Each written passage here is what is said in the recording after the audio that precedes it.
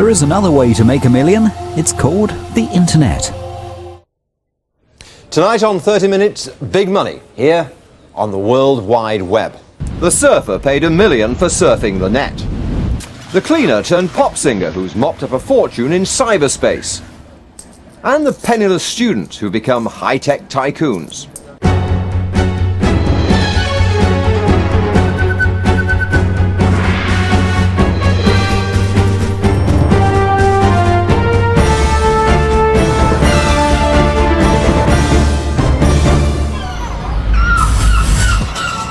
Welcome to the fairy tale world of internet wealth,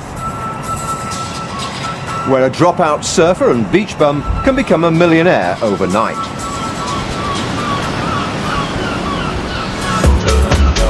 It was like all my lottery numbers coming up, really. I never realised exactly what I had at the time. A world where 4 penniless students are suddenly handed £10 million. I heard this great line the other day, someone said we were one of the fastest growing companies of the millennium, which is wonderful. I've always said I would be a millionaire by the time I was 23. If you're modern thinking and you want to go somewhere, you have to go on the net. They're calling it the new gold rush. Scores of internet entrepreneurs are being turned into multimillionaires as eager investors seem willing to back almost any kind of new technology business. And shared dealing rooms like this one here in Birmingham are bracing themselves for yet more internet activity as more and more .com companies prepare to launch themselves on the stock market and create yet more website millionaires. But is this new technological bubble about to burst?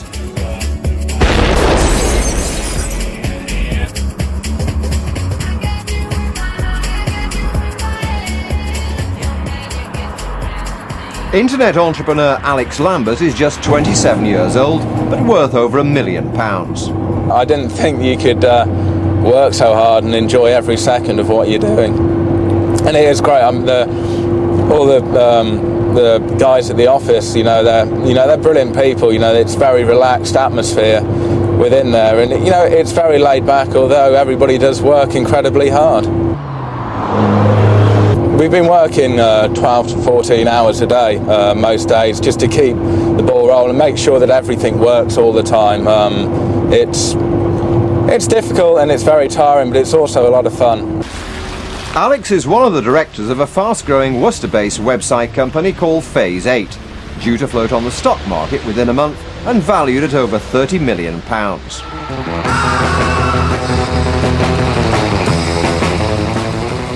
And yet, just a few years ago, Alex was a virtual dropout, living the life of a beach bum in North Devon, working in seaside bars and riding the surf off Croyd Bay.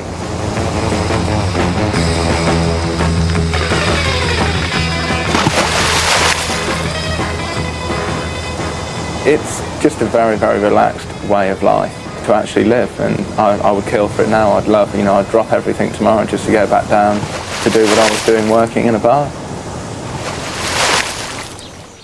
Alex was born near Upton-on-Severn in Worcestershire and always had a wayward independent streak. We'd always felt right from when he was young that he could well come good. There was always that feeling there that he would either finish up as a millionaire or perhaps in prison. For a while there were high hopes that Alex would excel in sport. He was a talented rower. I won 3 national gold medals, competed for the Great Britain junior squad, and I was looking for a place, in the '92 Olympic squad. But a serious cycle accident put paid to his training and he simply dropped out. I went down to Cornwall for one day and never came back. Enjoyed every second of it. I was still very fit, of course, so I was, got into my surfing and the whole lifestyle. Everything wasn't hectic anymore. What you get inland. Like everybody's hectic, but people are busy all the time to get here, there, everywhere. Suddenly down on the coast, there was none of the urgency. People were very, very laid back. It was a nice way of life, and it was something, if you're not careful, you can get sucked into very, very easily, and I did. His idyllic but impoverished life on the beach might have just carried on. But his mother, who'd been suffering with cancer for many years, became very poorly, and Alex went home to share her final days.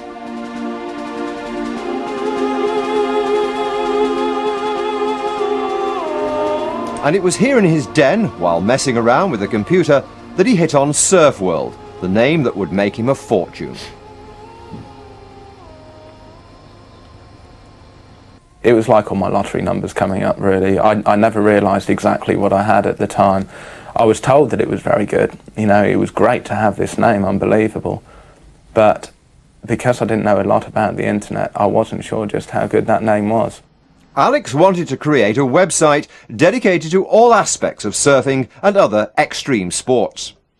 I went to see a friend of mine in Worcester who I knew worked with the internet and worked with computers and had done all of his life, and he said, you can literally do what you want to do. He said, if you have the ideas, he said, it can be done. For me, who had been in perhaps a rather mundane job for God knows how many years, that somebody could sort of set off in this direction and sort of seem to be on the right track right from the very beginning.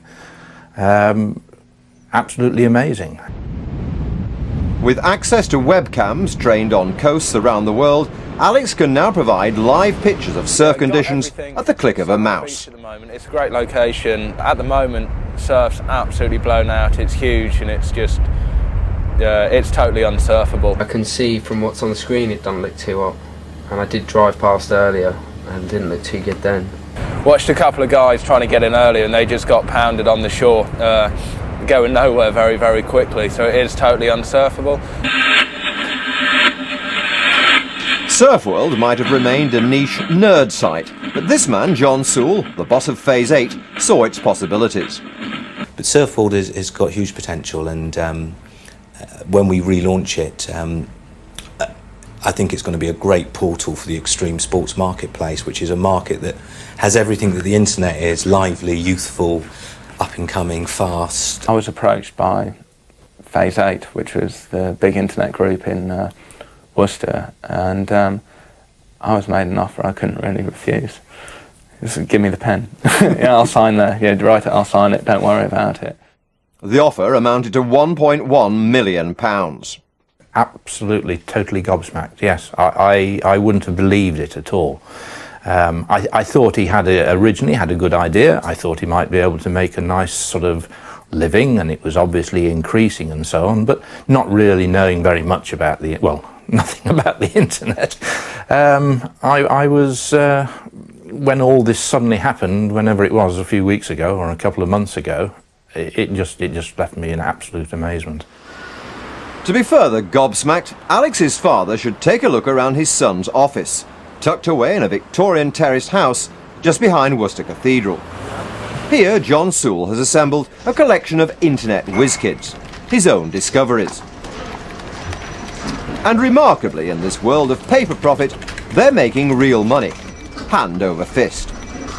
In this business, finding and registering a good name like Surf World is vital, and the core of Phase 8's money-making is built on internet name registration, so-called domain names. And we're registering several hundred a day now, and I would like to get up to 1,000 a day. 14 million names are registered around the world. Phase 8 offer a cut-price deal on registering new names, about £40, but still make a huge profit. And because the names are effectively only leased, it's profit they make again and again. When you register a domain, it's for 2 years. The registration lasts for 2 years. So after that 2 years, the client will then get rebilled, if you like. So what we've turned over this weekend, we'll be turning over in the weekend in 2 years' time. So the bubble isn't really going to burst with domain registrations. People are always going to want domain registrations, and people will always have to be rebilled for domain registrations. Sounds like a license to continually print money. Almost, yes. Having registered the name, Phase 8, for another fee, will help you sell it. You put it up for sale on the auction, and you set a reserve and a length of time you want it to be on there for, and the category you want it to be in. And you wait to receive bids. Now, if you receive a bid, you'll get emailed with that bid, and if it goes over your reserve and you sell it, then we take 5%, but we handle all the legalities of transferring the name. Some second-hand names, like Business.com in America, have sold for millions. We have personality names that are very, very cheap at the moment. Victoria Beckham, I think, is on the market for £100. William Hague is on the market for £100. and Anne Whittacomb's on the market for £200. But then you have Oasis, which is about 10 grand, Frank Sinatra, which is 20. With investors still .com crazy, John Sewell, already a rich man, could soon be even wealthier. The city believes Phase 8, formed just 5 months ago, is worth around £50 million. From a personal viewpoint, none of us are going to cash in our chips and run. This is a 5-10 year project for me, and I hope to grow it to the stage where if you do sell your shares, it doesn't even have a blip on your share price. This is Yamaha's R6, as the new R1. But Alex Lambert can happily start spending his money. He's not merely a paper millionaire. Half of the sale of Surfworld was in the form of cash, the rest in shares. I've always been fond of sort of motorbikes, nice cars. The problem is, if you're working a job which is a fairly well-paid job, you have this dream, you have your dream car. You know, I'd love to have this car. And so you'll save and save up, you know, and in the end you can buy your car. When you're suddenly given all this money that's put into your bank, you're sat there and it stumps you for a second. You're saying, hang on, I guess I could have that, but I could also have this, and I could have that, and I can have this, you know, it's, what do I do? Fits perfectly, huh? It's top of the range Triumph, and how does that feel for you? It fits like a glove. Alex may be rich, but he misses those carefree days at the beach. It's a very easy way of life, and yes, I do miss it. I miss every second of it. But of course, with his money and a laptop, Alex can live and work anywhere, even Devon. A bit of a cold and blowy day today, but obviously it's a super spot in the summer. And here we are at the house, probably built somewhere around the turn of the century, and obviously positioned just for this. The property also includes a small chalet here which has 2 bedrooms, and this path leads us on up to the land. Here we come up, and there is a roughly 5 acres of land up there which is all in just natural state, and it goes right up over the hill. How much is this place on the market for? The house is on the market at $385,000. This wonderful view, the beach and Baggy Point, the National Trust headland. It's almost perfect. In part 2, Alex finds total perfection as he becomes a teenage sex symbol. We meet the cleaner turned pop star who's netted a fortune, the student who became the super rich boy band of the business world, and the man who says they're all doomed. It could all disappear into a big, deep black hole.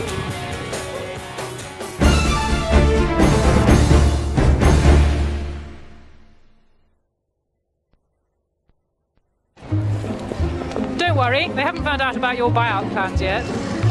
Or your management restructuring. Nice suit. Surprised you can afford that with your cash flow problems. Sold those shares in Hopkins International yet? Good luck with your brokers this afternoon. Want your clients to know their details are secure?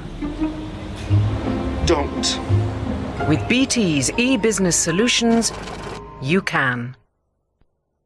With OnMail from On Digital, you can email through your TV. And if you've got any email coming in, there's a little sign coming on Envelope. an envelope on the screen. We've got an envelope. And it's addressed to Sam. You only taught me how to hog the ball because you were scared I would help Newcastle beat Arsenal.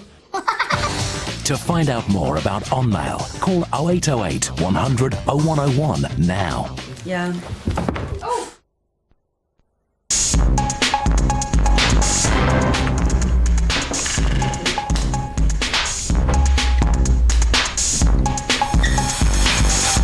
Share your passion. Build your own free website with moonfruit.com.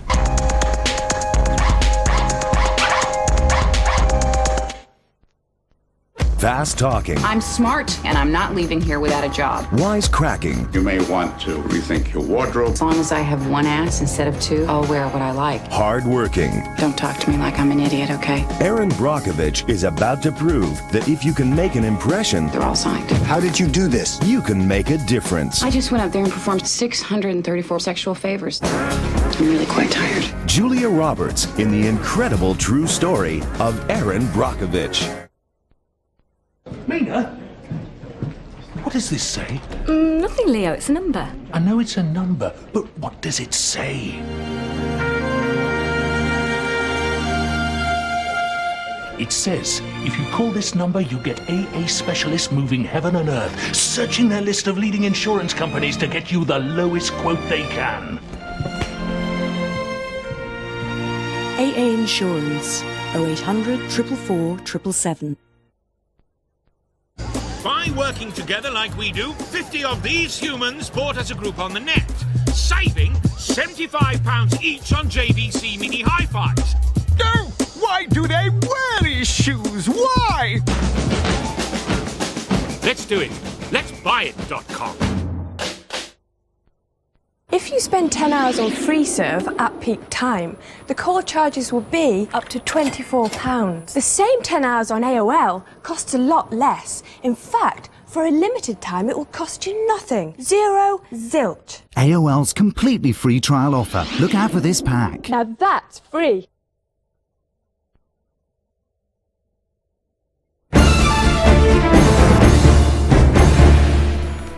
Here's a simple recipe for internet wealth. Take 4 bright students at Nottingham Trent University: Alan Edmondson, Peter Taller, Mick Haycock and John Boardman. Add a little stress.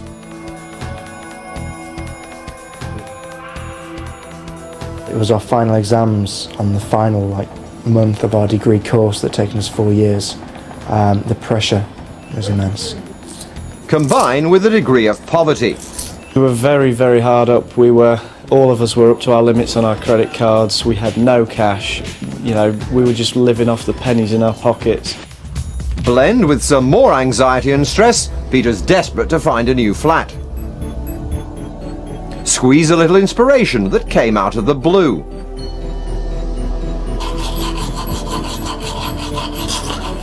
One morning while I was brushing my teeth, I had a strange flash of inspiration. I was looking for a student property and it made a lot of sense if all the student property was advertised on the internet. Really, that was the concept behind StudentNet. And finally, soak in alcohol over a chat in the student bar. The result? StudentNet, a website about college life that's made millions. It's a pretty good story, the rags to riches story of 4 students, and the fact that it happened so quickly, really. We graduated university and straight away we'd set up the company just before we graduated, 8 months on, and this is what we've managed to achieve. I think we break standard business rules and standard business laws. We're not conventional. We were literally 4 penniless students, and then all of a sudden, we've got this big company. I heard this great line the other day. Someone said we were one of the fastest growing companies of the millennium, which is wonderful. StudentNet is a community, a virtual community online for students, and everything regarding student life that you'd standardly depict with students is available virtually on StudentNet. Everything from chatting, dating, buying, selling, to advice on the local area, the shops, the clubs, that kind of thing. Here, right now, right here, right now, right here. StudentNet hit the right mood at the right time with a good name.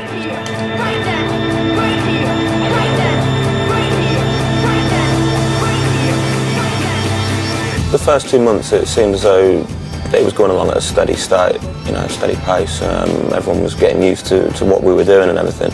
Hit September when the first StudentNet went online, end of September, and from then on it sort of picked up. Just after Christmas everything went hurricane force.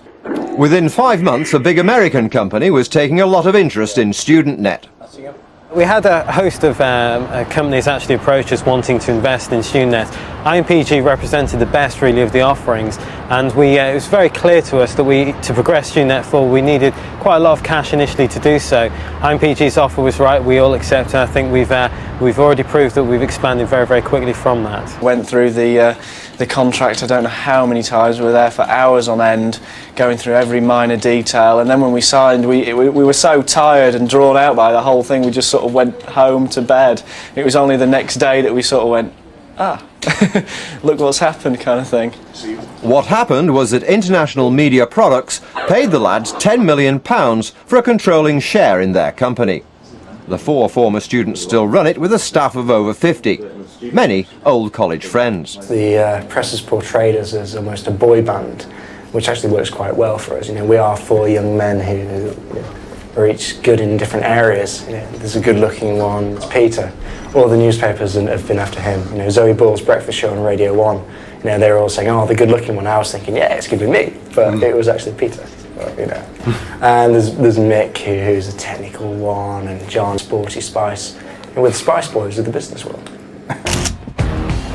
Suddenly, computer nerds have become sexy. Alan's just posed for this feature in 19, the teenage girl magazine. And now Alex Lambert of Surf World is about to have the same treatment.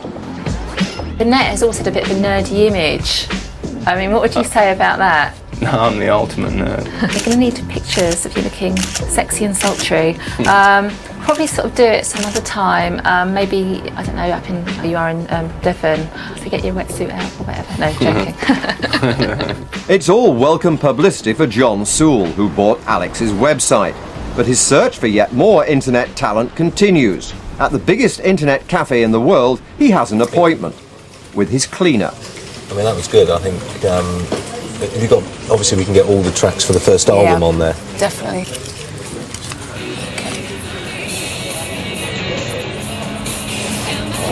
It's so quick to load, that's the thing about it. That's why I really want to do it with the sites. Oh, there's plenty more where that came from. Well, I've been cleaning for Phase 8 for the last month, and I actually mentioned that I had a website for a while and that I was a singer and I was really trying to make it big. I've got to confess, I was amazed. The quality of her music and the whole thing, I think, so exciting. He actually looked at my site and said, oh yeah, well, you know, we can do something on the site, but the material that we're starting with is good enough to go with, and that's when we started getting into talks with this launch. I want to look at a bigger picture, and I want to use Pip's talents to actually get involved in an internet business and look at the music side for us. It's fantastic, absolutely fantastic. Hopefully my dreams are coming true. Or will it be a nightmare? The dire performance of internet shares such as lastminute.com leads analysts like Charles Arthur to believe a full-scale collapse of the much-hyped technology market is only months away. Investing in internet companies and incubator stocks is a huge gamble. The stocks may turn from paper into ash while you watch. It could all disappear into a big, deep, black hole. Sometime in the next few months you're going to see a few companies perhaps failing a bit spectacularly, just running out of money to carry on. They'll have to make redundancies. A lot of people are piling into the internet. They think that that's where they're going to make their future, where they're really going to make some easy money. Though I have to say that I think a lot of people are going to be very disappointed. I would imagine that by June or so, people will suddenly start to have come to their senses and those stocks will fall quite sharply. People are saying it is a bubble that will burst, and I think that's true. I think we were very lucky in the timing of it and we caught the wave just at the right time. A mindless mad scramble to make a quick fortune, where caution is thrown to the wind in favour of greed, and only the lucky few prosper. Sounds familiar? It's not hard to see why they're calling the dot-com boom the new gold rush. Some, though, take comfort in the comparison. The internet's going to be massive, but if you look at the last gold rush, the people who really made the money were the guys who built the railway lines and got the shovels and all the hammers. And it just sort of kept in my mind, and then I really focused on companies that were providing services, and of course domain names, web space, e-com shop is a software product.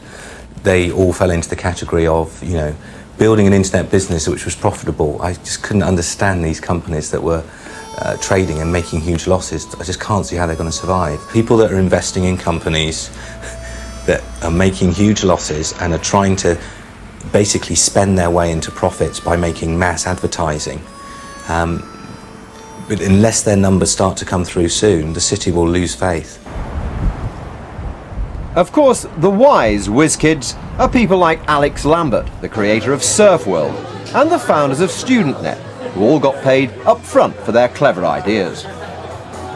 Is it me that you see when you're alone in your dreams? Office cleaner Pippa has yet to make her fortune.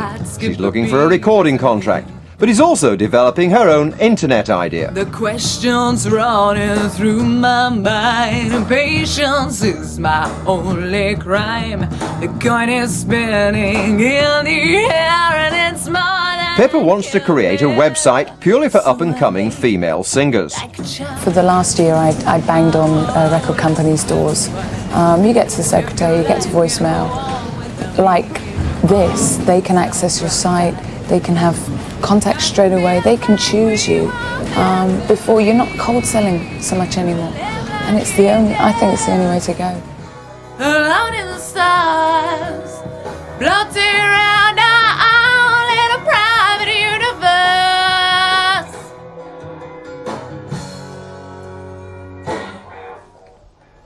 Right.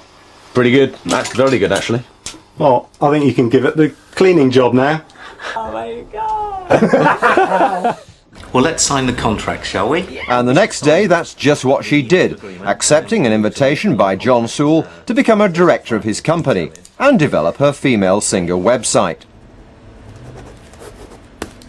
The signing was a shrewd move by John Sewell, ensuring good publicity aimed at attracting would-be investors. Welcome on board. Thank you. Thank you. And 1, 2, 3, 4, hey. I think I'm going insane. Well, I think Phase 8, along with at least 50 other internet companies, is expected to float on the stock market within the next few months. Whether they can all succeed seems highly doubtful.